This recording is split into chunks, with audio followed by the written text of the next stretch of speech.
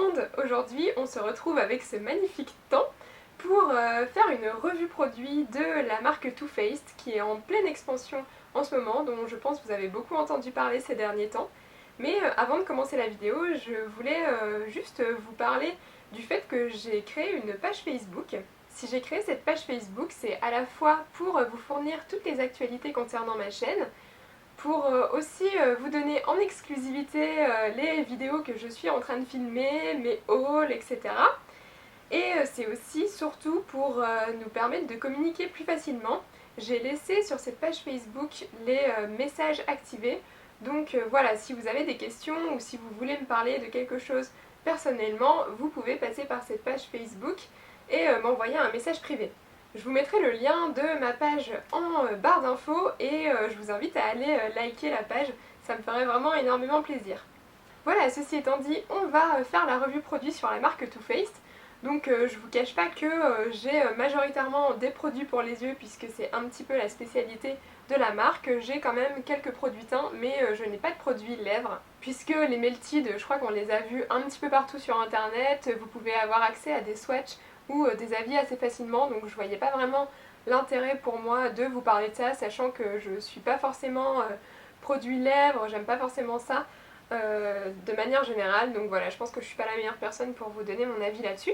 Donc voilà, on va parler teint et yeux aujourd'hui principalement. J'ai aussi deux produits un peu bizarres à vous présenter que j'avais vraiment envie de tester parce qu'ils sont vraiment intrigants. Donc voilà, c'est parti, on y va tout de suite.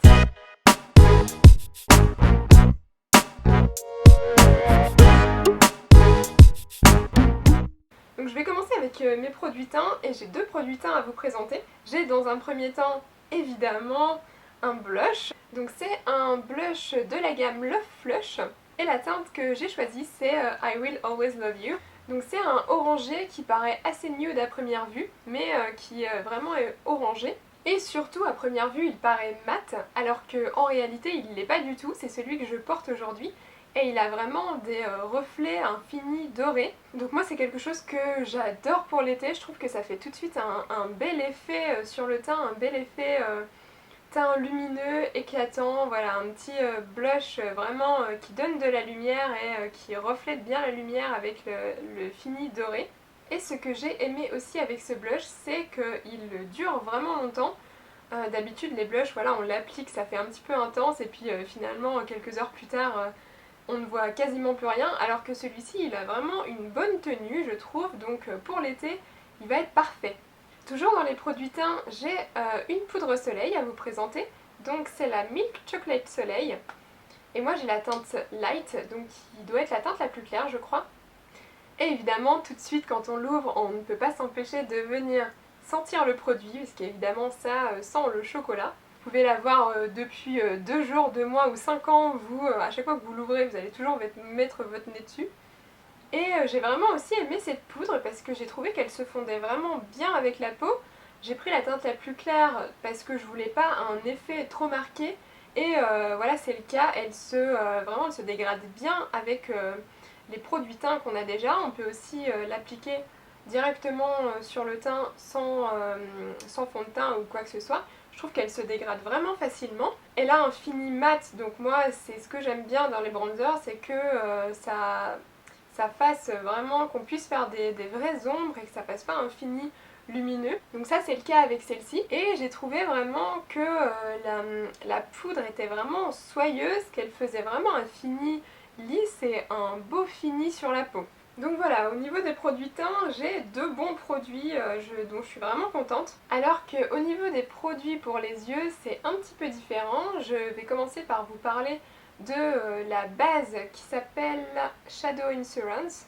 Et j'ai pas vraiment aimé cette base, je la trouve un petit peu trop grasse. Et du coup, je trouve qu'elle fixe, certes elle fixe bien les fard à paupières, mais moi j'ai l'impression que ça glisse quand même un petit peu dans le creux, dans le pli de la paupière.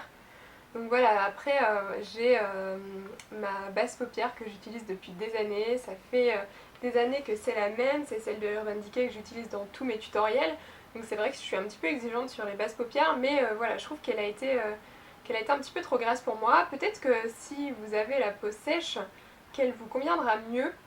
Vous me direz si sur peau sèche vous trouvez qu'elle fonctionne mieux, mais en tout cas sur moi je l'ai trouvée vraiment trop grasse en fait.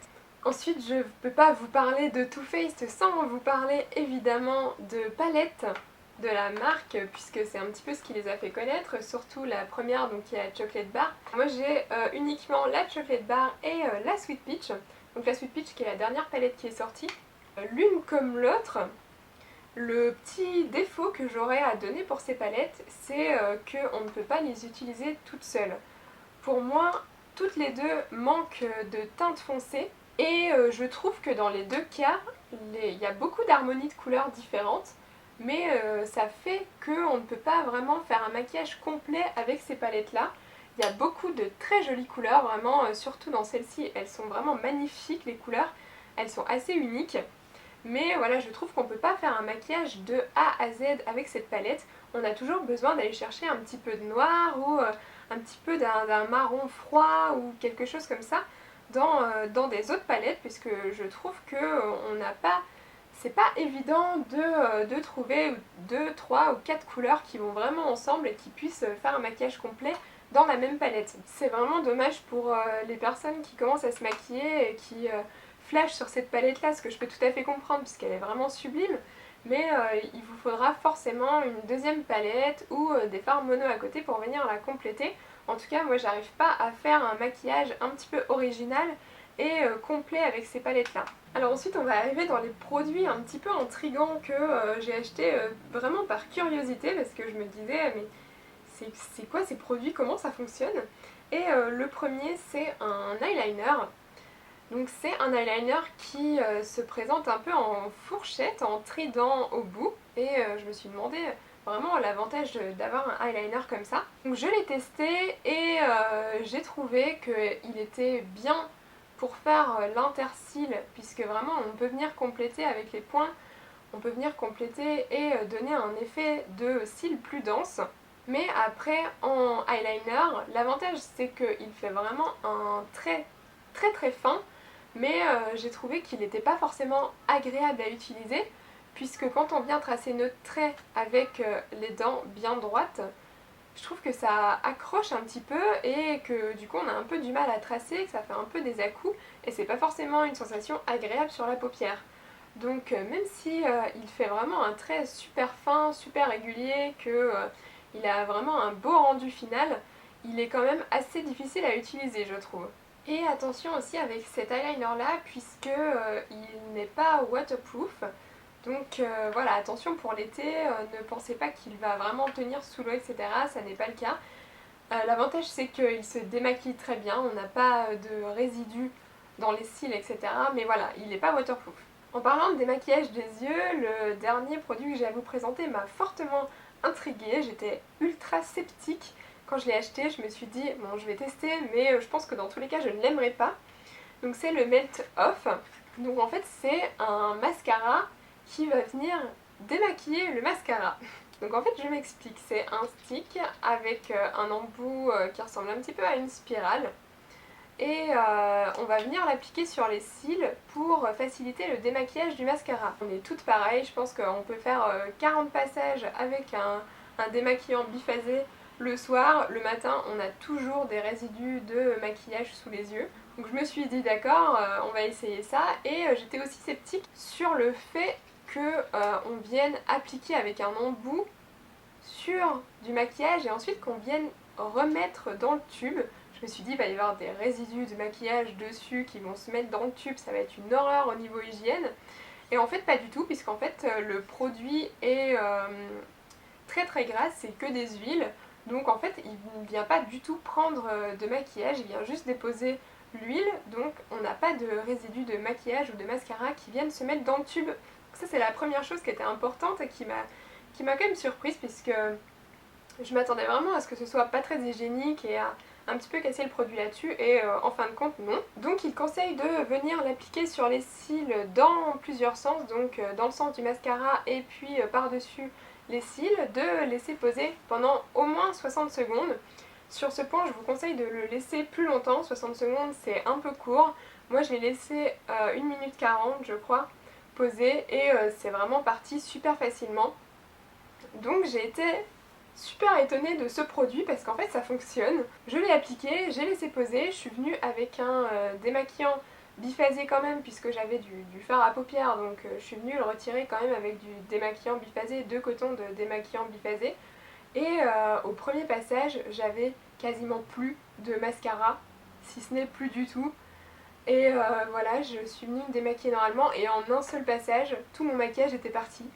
Donc ça m'a vraiment scotché, j'y croyais absolument pas. Donc un petit produit sur lequel il faudrait se pencher cet été si vous utilisez des mascaras waterproof. Pour venir le retirer en toute simplicité, penchez-vous sur ce produit-là. Dans les produits pour les yeux, j'ai évidemment un mascara dont je vais vous parler et c'est évidemment le famous Better Than Sex qui est sorti cette année. Donc là c'est pas celui qui est waterproof, c'est l'autre, le waterproof doit avoir un packaging bleu je crois. Donc là c'est le premier qui est sorti. Il y a eu un engouement général pour ce mascara, donc voilà, je l'avais reçu dans une glossy box. Et c'est pour ça que je l'ai testé. À la base il me tentait pas tellement puisqu'en voyant la brosse je me suis dit que j'allais pas trop l'aimer. J'aime pas trop les brosses à poils de manière générale et ça s'est confirmé avec ce mascara là. J'ai pas trouvé que il faisait vraiment un effet volume ou un beau regard, en tout cas sur mes cils ça n'a pas fonctionné. Moi ça m'a plus fait dépaquer qu'autre chose, c'est souvent le cas avec les brosses à poils. Après ça reste un bon produit si vous avez l'habitude d'utiliser des brosses comme ça un peu fibreuses. Je ne doute pas que vous allez l'aimer. Mais voilà, si vous préférez les brosses plastiques, que vous avez des longs cils et que vous aimez bien les gainer, etc., je vous déconseillerais celui-là. La brosse est un petit peu trop molle et voilà, ça fera pas l'effet que vous attendez. Alors voilà, c'est tout pour les produits Too Faced. J'en avais pas beaucoup à vous présenter, mais en même temps, il n'existe pas énormément de produits Too Faced non plus. Ils sont encore en développement. Donc je vous ferai peut-être une vidéo pour compléter celle-ci plus tard quand j'aurai testé, quand il y aura un petit peu plus de choix et que j'aurai testé plus de produits de cette marque-là. Pour l'instant, j'espère que ça vous a déjà donné une idée sur la marque. En ce qui me concerne, je pars demain en stage pendant 1 mois et demi dans le sud de la France. Du coup, je sais pas exactement à quelle fréquence je pourrais poster des vidéos. J'en ai préparé quelques-unes à l'avance pour quand même, au cas où j'ai une connexion potable, que je puisse quand même vous en poster. Et je sais pas si j'aurai l'opportunité de filmer là-bas, peut-être que je vous ferai un vlog ou je sais pas, on verra comment ça se passe là-bas. Mais voilà, je suis désolée si je ne peux pas poster toutes les semaines sur le mois de juillet et début août. Mais voilà, je serai en stage et je vous donnerai quand même des nouvelles via ma page Facebook. Bon courage à tous ceux qui travaillent cet été, bonnes vacances aux autres et je vous dis à bientôt.